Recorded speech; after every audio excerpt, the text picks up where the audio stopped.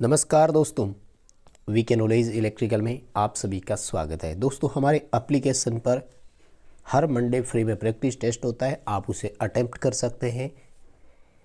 हमारे Android app का link description में दिया हुआ है, अभी जाइए एंड्रॉयड ऐप डाउनलोड कीजिए और तैयार रहिए। दोस्तों, ये हमारा टेस्ट नंबर 55 था, अभी भी ये इसका लिंक एक्टिव है, ऑन है।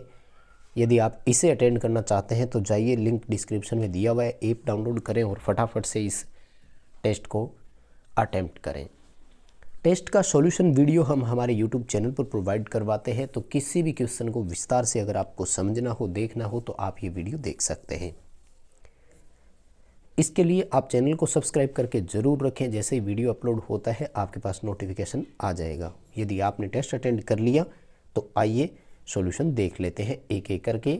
सवाल नंबर 1 आपके सामने है कि अगर परमानेंट मैग्नेट हम बनाना चाहें तो उसमें निम्न में से क्या क्या गुण होना चाहिए।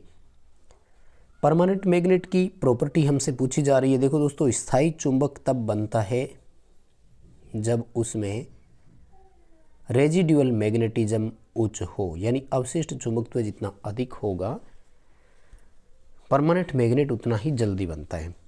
अवशिष्ट चुंबकत्व जो होता है वो रिटेंटिविटी यानी धारण शक्ति पर डिपेंड करता है। धारण शक्ति उच्च होनी चाहिए। बी और डी में उत्तर देख रहे हैं। अब धारण शक्ति अगर उच्च होती है तो उसकी निग्राहिता यानी कोवर्सिविटी या कोवर्सिव फोर्स जिसे इंग्लिश में बोलते हैं वो भी उच्च होता है। डी उत्तर आएगा, हाई रिटेंटिविटी, हाई कोवर्सिविटी। काफ़ी अच्छा क्वेश्चन है, कंपटीशन एग्जाम के लायक है, ज़रूर इसे आप अटेम्प्ट करें और अच्छे से समझने का प्रयास करें। स्ट्रेसिस क्या है? देखो, स्ट्रेसिस कहते हैं कि ग्रीक भाषा का एक शब्द था, हेस्टिरोद शब्द था। क्या शब्द था? हेस्टिरोद शब्द। और हेस्टिरोद शब्द का हिंदी में मतलब होता है पिछड़ जाना या पीछे रह जाना।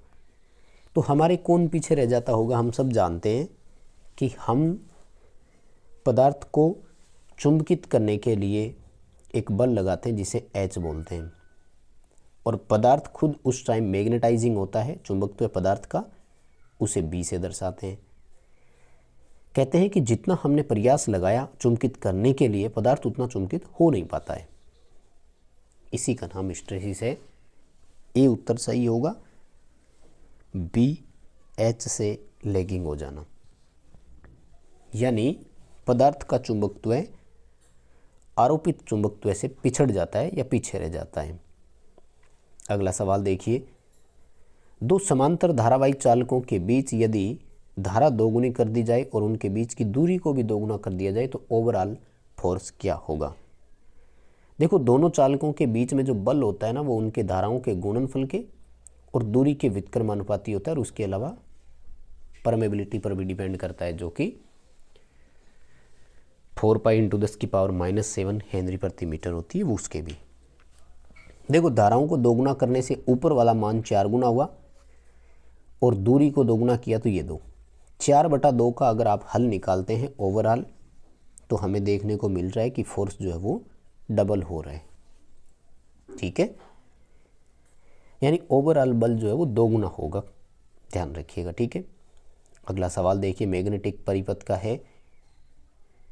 ये क्वेश्चन यूपीपीसीएल TG2 2021 का जो एग्ज़ाम हुआ था ना, उसमें भी पूछा गया था। काफ़ी अच्छा क्वेश्चन है। वो कह रहा है कि किसी भी मैग्नेटिक परिपथ में एक मैग्नेटिक कॉइल जो फ्लक्स बनाती है उसमें एनर्जी का कंजप्शन किस प्रकार होता है, आप हमें ये बताइए। बहुत सिंपल क्वेश्चन है मेरे दोस्त, लेकिन इसे याद रखना है कि ध्यान रखना है हमें, प्रारंभ में जब फ्लक्स बनाते हैं तब ऊर्जा की खपत होती है, उसे मेंटेन रखने के लिए हमें किसी प्रकार की एनर्जी की आवश्यकता नहीं होती है। ए ऑप्शन करना है। प्रारंभ में जब फ्लक्स बनाते हैं यानी इनिशियली फ्लक्स जनरेट करने के लिए जो एनर्जी कंज्यूम होती है बस वही होती है। बाद में जो मेंटेन रहती है ना ऊर्जा, वो खुद उसी की होती है। जैसे उसमें कुंडली में इलेक्ट्रोमैग्नेटिक एनर्जी आ गई, फर्स्ट हाफ साइकिल में एनर्जी बनेगी, अगले हाफ साइकिल में उसी एनर्जी का यूज हो जाता है, तो फिर वो उसी एनर्जी को यूज डिस्यूज करता रहता है। ठीक है, जैसे कैपेसिटर में होता है, एक बार कैपेसिटर चार्ज हो गया तो वो वोल्टेज सोर्स के रूप में धारा का चालन करना शुरू करवा देता है। अगला सवाल, करंट का जो आरएमएस मान होता है वो कोसाइन के किस मान के बराबर होता है? फर्स्ट ऑफ ऑल आरएमएस मान होता कितना है? 0.707। कोस में यदि आप देखते हैं तो ये वैल्यू 45 डिग्री की होती है, यानी कोस 45 को आप सॉल्यूशन करके देखते हैं तो उसका भी मान 0.707 आता है। अगला सवाल है कि दो साइन वेव आपको दिखाई गई है, उनके बीच में अंतर कितना है? देखो, एक ओमेगा टी माइनस 45 डिग्री है और एक ओमेगा टी प्लस 60 डिग्री है। तो ध्यान रखिएगा, वो हमें यूं कह रहा है कि एक जो है वो 60 डिग्री आगे चला गया है और दूसरा जो है वो 45 डिग्री पिछड़ गया है, दोनों के बीच में डिफरेंस पूछ रहा है। वैसे भी आपको मैं बता दूं कि अगर दो समीकरणों के बीच विपरीत निशान दे रखे हैं तो आप उनके फेज अंतर को जोड़ दीजिए, हमारा कुल उत्तर आ जाएगा। 105 डिग्री टोटल इसका उत्तर करना है आपको, और अगर यही डिफरेंस होता, मतलब निशान सेम होते, तो उत्तर केवल 15 डिग्री आता, ध्यान रखना। ठीक है, अभी बी ऑप्शन होगा, 105 डिग्री का अंतर यहाँ पर है। अगला सवाल देखो, थोड़ा बड़ा तो है लेकिन शायद समझ जाएंगे आप इसे। क्या कह रहे हैं कि अल्टरनेटिंग करंट का मैक्सिमम मान 100 एम्पियर है और फ्रीक्वेंसी 50 हर्ट्ज है, कितने समय बाद इसका तात्कालिक मान जो है वो 86.6 एम्पियर होगा? देखो, करंट ज्ञात करने के लिए जो समीकरण होती है वो यूँ होती है कि I बराबर I maximum sine omega T. अब यहाँ ध्यान से देखो, I का मान 86.6 दिया है, मैक्सिमम मान 100 एम्पियर दिया हुआ है, साइन लिखेंगे, ओमेगा का मान होता है 2πf, तो देखो दिया हुआ है हमें, और टाइम ज्ञात करना है बस। यहाँ से 50 को 2 से करेंगे 100 पाई हो गया। पाई का मान डिग्री में रखना होता है यहाँ पर, तो 180 डिग्री हो गया। यानी अगर कैलकुलेशन करके मैं आपको दोबारा बताऊं तो क्या कैलकुलेशन बनी? 86.6 बराबर 100 साइन, और उसके बाद में उत्तर बन गया अपना 18,000। ठीक है, क्योंकि पाई का मान 180 रख लिया और उसको हल कर लिया, तो फिर टाइम की जगह टाइम रख देंगे। 100 को ट्रांसफ़र कर देते हैं तो ये उत्तर बन जाएगा 0.866 बराबर क्या बना? Sine 18,000 T. जब आप साइन को ट्रांसफ़र करते हैं तो 18,000 टाइम बराबर साइन -1 0.866 हो गया। साइन में 0.866 मान किसका आता है ये आपको देखना पड़ेगा मेरे दोस्त, ये होता है 45 डिग्री का। ठीक है, साइन 45 का उत्तर आता है 0.866। टाइम ज्ञात करने के लिए 45/18,000 कर देना, उत्तर आ जाएगा। इसे हल करके ट्राई कर लेना। चलिए देखो, नेक्स्ट क्वेश्चन क्या कह रहा है, इसका मिलान कर लेना। 1/300 सेकेंड इसका आंसर शायद होगा। कैलकुलेशन आपको करनी है, मिलान आपको करना है। अगला सवाल भी इसी तरह से जुड़ा हुआ ये, वो कह रहा है कि अल्टरनेटिंग धारा का आरएमएस मान 200 वोल्ट है, फ्रीक्वेंसी 50 हर्ट्ज है, 0.025 सेकंड बाद जो है वो इसका मान क्या होगा? पहले तो देखो, आरएमएस मान 200 है तो आपको इसका मैक्सिमम मान निकालना पड़ेगा। 1.414 से मल्टीप्लाई कर देना, उत्तर आ जाएगा 282.8। ठीक है, अब इसे हल कर लो। वोल्टेज बराबर 282.8 साइन ओमेगा का मान ज्ञात कर लो, 2πf करेंगे तो ये आपका 18,000 ही बनेगा, और टाइम भी दिया हुआ है 0.0025, इससे हल कर लो तो ये आएगा आपका साइन 45। मैंने कैलकुलेट करके मिलान किया हुआ है, यानी 282.8 इंटू साइन, देख लेना ये कितना आ रहा है, लगभग मेरे हिसाब से साइन 45 ही आएगा आपका। अब साइन 45 का मान होता है 0.707, आई थिंक, देख लेना, नहीं सॉरी 0.707 नहीं होता, ये साइन 30 आएगा। फिर इसको मिलान कर लेना, 18,000 इंटू 0.0025 करना, साइन 30 आएगा। साइन 30 का मान 0.707 होता है, 282 को 0.707 से मल्टीप्लाई करना, आई थिंक इसका जो आंसर है वो 200 वोल्ट आएगा। आप कैलकुलेशन करके मिलान ज़रूर करना। तो देखो नेक्स्ट क्वेश्चन क्या पूछ रहा है कि जो नियत वोल्टेज ट्रांसफार्मर होता है, इसको शॉर्ट में हम लोग CVT बोलते हैं, कांस्टेंट वोल्टेज ट्रांसफार्मर इसे कहा जाता है। इसका काम करने का सिद्धांत पूछा है तो इसे लोहे अनुनाद बोलते हैं हिंदी में, इंग्लिश में बोलते हैं फेरो रेजोनेंट। तो ये लोहे अनुनाद सिद्धांत पर कार्य करता है, फेरो रेजोनेंट इसको बोलते हैं। सी ऑप्शन आपका यहाँ सही था। सवाल 10वां है कि फीडर्स के लिए किस प्रकार की रिले का उपयोग किया जाता है। फीडर के लिए ट्रांसले रिले होती है, महो रिले ट्रांसमिशन लाइन के लिए होती है, जो एसी में संचरण लाइन्स होती है उनके लिए। मर्ज प्राइज प्रोटेक्शन जो होता है वो जनरली अल्टरनेटर और ट्रांसफार्मर के लिए काम में लेते हैं, और इन्वर्स टाइम रिले जो है वो इंडक्शन मोटरों के लिए काम में लिया जा सकता है। आपका यहाँ बी उत्तर सही था, ट्रांसले रिले आपको इसका सही उत्तर करना था। अगला सवाल, निम्न में से किसकी कार्यप्रणाली भिन्न है या एक दूसरे से अदर है। पहले का पूरा नाम है अर्थ लीकेज सर्किट ब्रेकर, दूसरे का पूरा नाम है रेजिडुअल करंट सर्किट ब्रेकर, चौथे का पूरा नाम है रेजिडुअल करंट डिवाइस, और तीसरे का पूरा नाम है मोल्डेड केस सर्किट ब्रेकर। तो ये जो MCCB होती है ये बाकी तीनों से अलग होती है। इन तीनों का फंक्शन एक जैसा ही है, ये तीनों की तीनों लीकेज करंट के आधार पर ऑपरेट होती है, या यूँ कहें कि हमें अर्थ दोष से प्रोटेक्शन देता है, अर्थ फॉल्ट से सुरक्षा प्रदान करता है। जबकि MCCB एक तरह के सर्किट ब्रेकर का वो प्रकार है जो हम ACB में काम में लेते हैं, जैसे यानी हम इसको करंट के आधार पर लोड के लिए ऑपरेटिव काम में लेते हैं। वास्तव में ये एक स्विच और ओवरलोड रिले और कॉन्टैक्टर का पूरा कॉम्बिनेशन सेट होता है।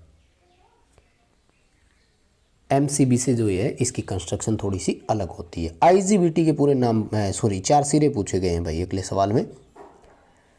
पूरा नाम होता है इंसुलेटेड गेट बाईपोलर ट्रांजिस्टर, और इसके जो टर्मिनल होते हैं उनका नाम होता है एमिटर, कलेक्टर और गेट।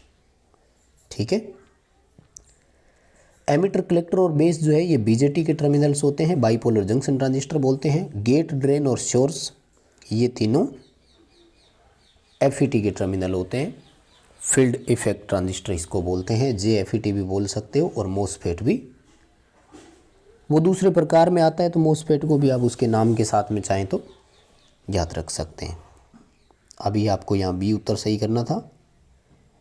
एमिटर, कलेक्टर और गेट नाम के 3 सिरे इसमें होते हैं। अगला सवाल था श्रेणी क्रम में संयोजित 2 एडिशन सेल की टोटल वोल्टेज कितनी होगी। जनरली एडिशन सेल हम निकिल आयरन सेल को ही बोलते हैं, इसी का दूसरा नाम था।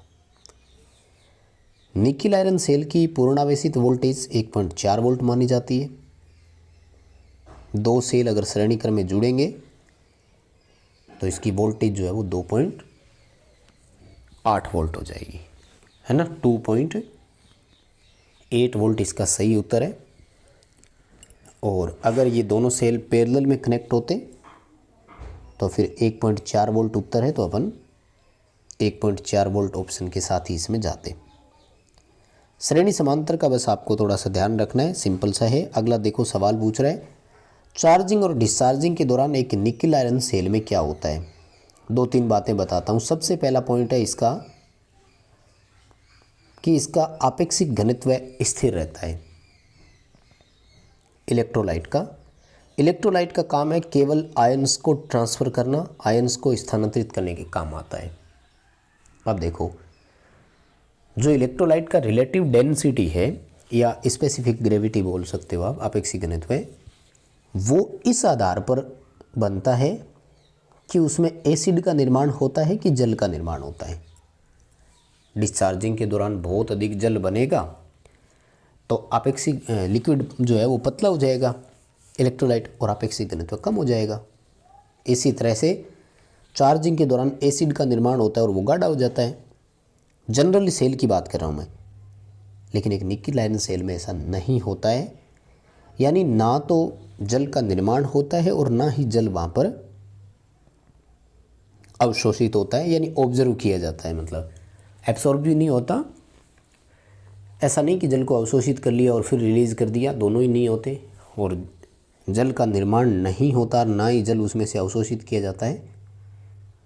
इसी वजह से इसका रिलेटिव डेंसिटी यानी आपेक्षिक घनत्व जो है वो कांस्टेंट यानी स्थिर माना जाता है। अच्छा क्वेश्चन है, पेपर में आ सकता है, इसलिए ज़रूर आप इसे तरीके से थोड़ा याद करें। और अगला सवाल देखो, ये तो मैं कई बार आपको करवा भी चुका हूँ।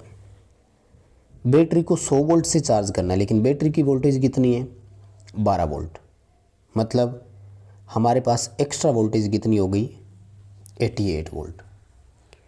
बैटरी में धारा कितनी चलेगी 1 एम्पियर। हमें इसके श्रेणी क्रम में प्रतिरोध लगाना होगा। देखो प्रतिरोध बैटरी के श्रेणी क्रम में लगेगा। प्रतिरोध को वोल्टेज ड्रॉप कितने करवाने हैं 88 वोल्ट। प्रतिरोधक में से धारा कितनी चलेगी 1 एम्पियर, तो प्रतिरोधक किस मान का लगाना होगा हमें 88 ओम का ही लगाना होगा, यानी 88 ओम का हम प्रतिरोधक उसके श्रेणी क्रम में लगा देंगे। इस तरह से मान लो ये बैटरी है और हमें इसे 100 वोल्ट सप्लाई सिस्टम से चार्ज करना है, तो यहाँ पर श्रेणी क्रम में रेजिस्टेंस लगाना होगा। धारा तो 1 एम्पियर चलेगी, बैटरी को 12 वोल्ट ही मिलना है, तो सीधी सी बात है 88 वोल्ट यहाँ ड्रॉप होना चाहिए, 1 एम्पियर की इसमें से धारा चलेगी। सिंपल क्वेश्चन है। आई थिंक आप में से कई सारे ऐसे हैं जो इसका उत्तर सही से कर पाएंगे। अगला सवाल देखो, रिसेंटली जो आपका इसरो का पेपर हुआ था उसमें भी यही क्वेश्चन था। 12 एम्पियर आवर 20 वोल्ट 10C के लिए निर्धारित बैटरी का ऊर्जा निर्गम क्या होता है। 2 तरीके हैं ज्ञात करने का। पहला है कि ऊर्जा बराबर पावर इंटू टाइम होता है। देखो शक्ति यहाँ नहीं दिया तो शक्ति V इंटू आई इंटू टाइम कर सकते हो आप। वोल्टेज कितना है 20 वोल्ट और IH देखो यहाँ पर आपको हल करके दे रखा है, AH है ना, तो I इंटू टी हो गया। हल करेंगे तो आपका उत्तर आएगा 240 वाट घंटे। ठीक है, C उत्तर आपको यहाँ सही करना था। अगला सवाल देखो, कह रहा है कि प्रत्येक सेल की कैपेसिटी अगर 2 एम्पियर आवर और 10 वोल्ट हो तो इस संयोजन से हम क्या ले सकते हैं। देखो 2 सेल श्रेणी क्रम में जुड़े हुए हैं, वोल्टेज बढ़कर कितनी हो गई 20 वोल्ट, लेकिन धारा क्षमता अभी भी कितनी है 2 एम्पियर आवर। इसी तरह से दूसरा जोड़ा है हमारे पास 20 वोल्ट और 2 AH का, दोनों समांतर में है।